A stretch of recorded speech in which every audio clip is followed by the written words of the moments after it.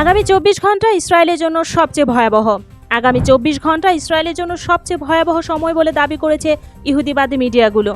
Israeli গণমাধ্যমগুলোর অনুমান, Iran ও Hezbollah আগামী 24 ঘন্টার মধ্যে ইসরায়েল সরকারের বিরুদ্ধে একযোগে হামলা চালানোর পরিকল্পনা করছে।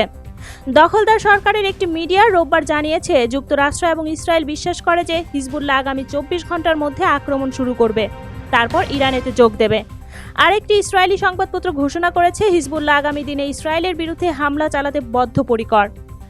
গাজায় যুদ্ধবিরতি সংক্রান্ত আসন্ন আলোচনার প্রেক্ষিতে হিজবুল্লাহ তার পরিকল্পনা পরিবর্তন করবে না বলেও উল্লেখ করা হয়েছে ইসরায়েলি সংবাদপত্রটির প্রতিবেদনে।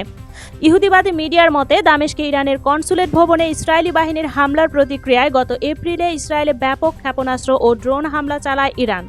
সম্প্রতি তেহরানে হামাস নেতা ইসমাইল হানিয়াকে হত্যার প্রতিক্রিয়ায় ইসরায়েলি সরকারকে শাস্তি দেওয়ার প্রতিশ্রুতিও দিয়েছেন ইরান সরকার।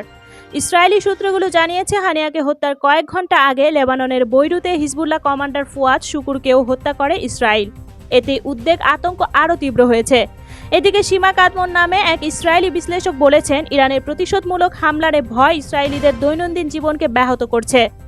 ইসরায়েলি ইয়েদিওথ আহরনথ পত্রিকায় প্রকাশিত এক প্রতিবেদনে তিনি বলেছেন, ইরানের প্রতিশোধমূলক হামলার ভয়ে ইসরায়েলিরা তাদের ঘরেও ঘুমাতে পারছে না।